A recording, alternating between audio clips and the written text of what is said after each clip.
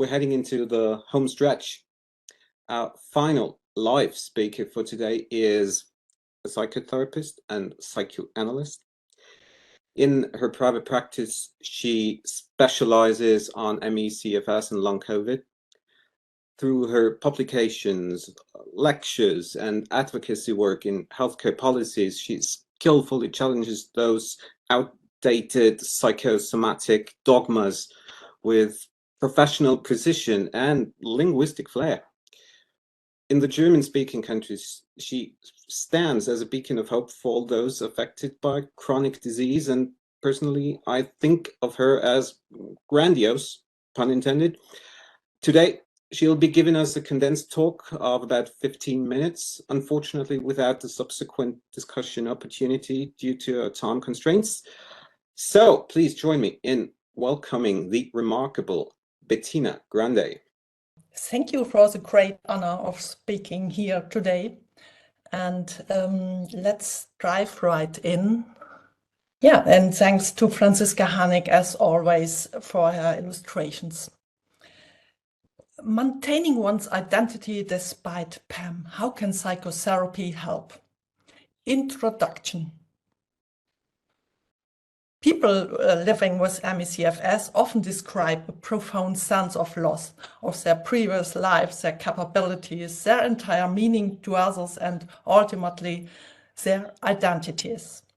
They feel as though the illness has stripped away essential parts of who they were, leaving them feeling vulnerable and disconnected from their sense of self. This unsettling experience can deeply affect one's internal stability and self-perception. Today, I'd like to discuss therapeutic approaches to address these challenges. It's crucial to clarify that while psychotherapy does in no way cure ME/CFS, it can play a significant role in helping individuals cope with the impacts of the disease.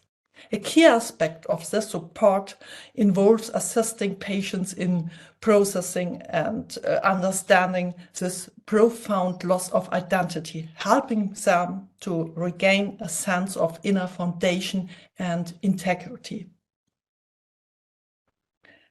Why is the impact of ME/CFS on personal identity particularly profound, and how does it differ from other chronic illnesses? The answer is that ME/CFS is, in a sense, a disease without legitimacy. It is doubted by powerful authorities in terms of its seriousness and severity, which is reflected in its psychologization. The illness is believed to be entirely or largely caused or maintained by those affected themselves, thus placing the onus of improvement on the patient. We can help them, but they must also want to improve. ME/CFS sufferers lose the justification for their illness and thus also the protection that a recognized diagnosis usually offers. Such protection would enable them to defend themselves to others by saying, I'm still essentially the same person, but I can no longer show it because of my illness.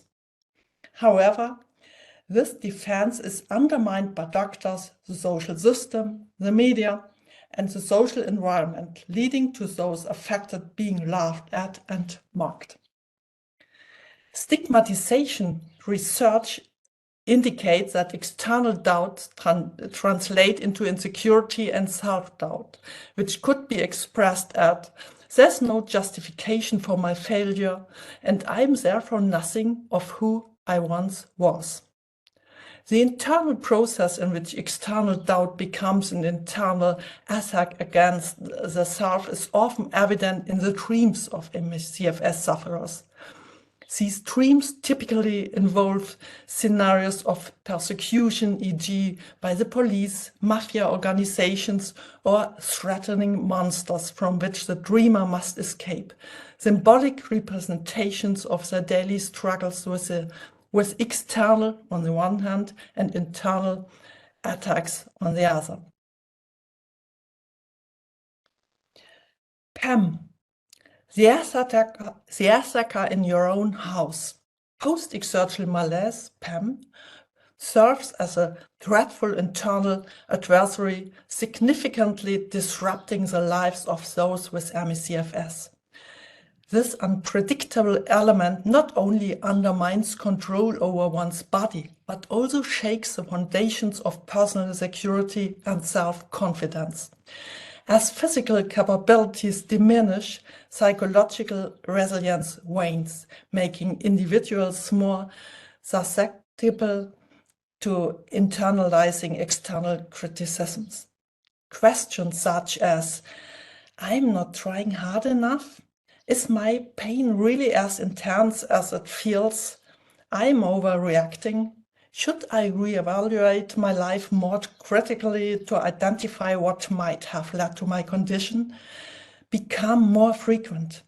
The self-doubt can lead to a profound destabilization, causing individuals to question every aspect of their identity. What aspects of identity are attacked or threatened by ME/CFS? The harmful impact of ME/CFS on personal identity varies widely, as each person's self-image is intricately woven from their unique characteristics, abilities, and values. This encompasses all aspects that define a person's sense of self and what constitutes their meaning in life. This applies to private human relationships and the specific role one had assumed within them, to professionals' achievements and their significance for self-image, as well as skills, successes, and characteristics that contribute to a person's social value. Of course, physical aspects of the self are also affected. It is always shocking when those affected decide to cut off their hairs because caring for it becomes too strenuous. A particularly serious imposition is a loss of personal autonomy and its consequences for self-image and relationships. This includes the loss of control, the embarrassment of dependence, the helplessness and need for support, the guilt of always taking and hardly giving anything, and the hidden resentment of ennui of those who are healthy. How can identity be preserved or regained and defended, and what support can we as psychotherapists provide? First, it is important to identify what types of interventions are not helpful. General advice, simple recipes, and encouragement from outside are not helpful. They implicitly suggested that those affected have failed to do something, done too little, or avoided action due to their weakness. Such interventions may be well-intentioned, but they can reinforce criticisms with which patients are already familiar. That they could do more, that they should try harder, and that they are responsible for their own improvement. These approaches can inadvertently reinforce existing criticisms and potentially increase feelings of insecurity and disconnection from one's sense of self. Instead, the therapeutic focus should be on recognizing and enhancing the strength that patients still possess, allowing them space to express themselves. The initial step involves the therapist fully recognizing the patient's personality as it was before the illness and as it continues to exist at their core. This acknowledgement is crucial for preserving the original core self. To facilitate this, therapists should help build a bridge between the patient's former self and their current state, reinforcing this connection over time. I engage with patients by highlighting and validating the personality traits, skills, and temperaments I observe, and encourage them to recognize and articulate these qualities themselves. The subsequent step involves encouraging patients to embrace and remain true to this rediscovered self despite their illness and accompanying self-doubt. Staying true to oneself might also involve a certain degree of defiance and in interactions with one's support network, the broader social environment, and even medical professionals. While such assertiveness might sometimes seem unreasonable or complicated from an outsider's perspective, it is crucial for those affected to regain a sense of autonomy and make independent decisions based on their own desires, judgments, and values. As a psychotherapist, my role is to foster a sense of individuality and resilience, empowering patients to navigate their condition with dignity and self-respect.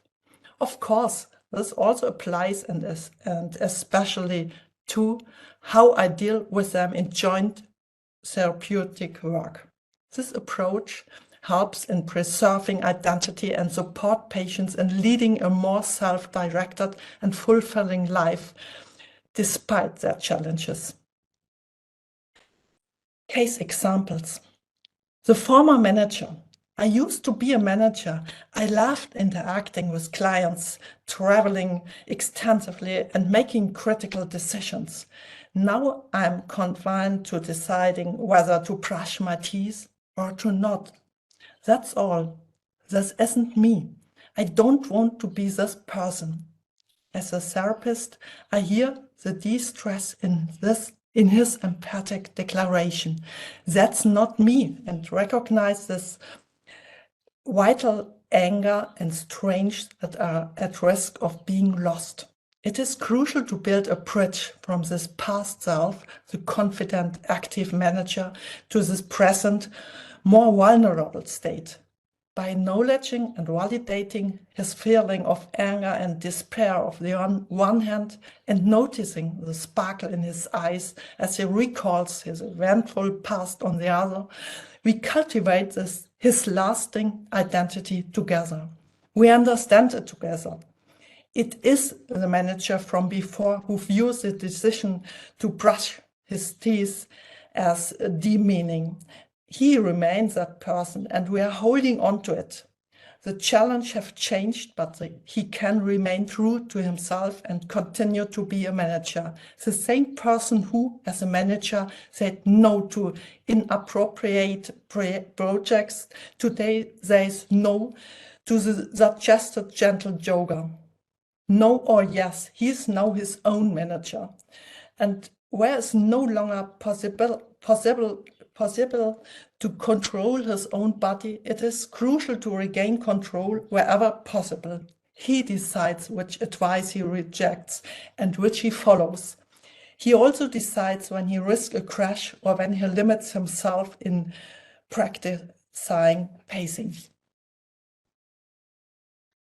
The teenage athlete, a 15-year-old girl, previously an avid athlete, has been battling severe ME/CFS for several years, often expressing her frustration through loud screams. Her parents, deeply concerned, fear that these outbursts might exacerbate her symptoms. During our sessions, it becomes clear that her screaming is not a sign of physical pain, but a manifestation of her anger and fight against the illness. It's normal that I scream, right? Should I just lie here and pretend everything's okay? She asked.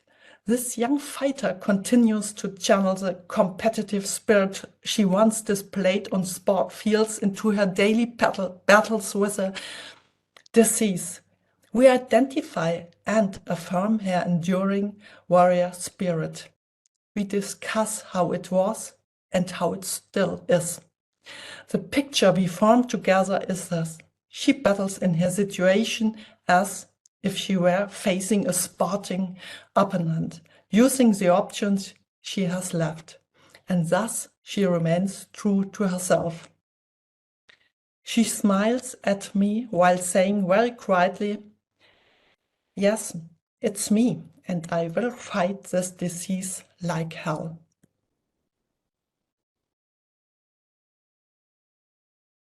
Wow, thank you, Thank you. Bettina Grande. Very inspiring.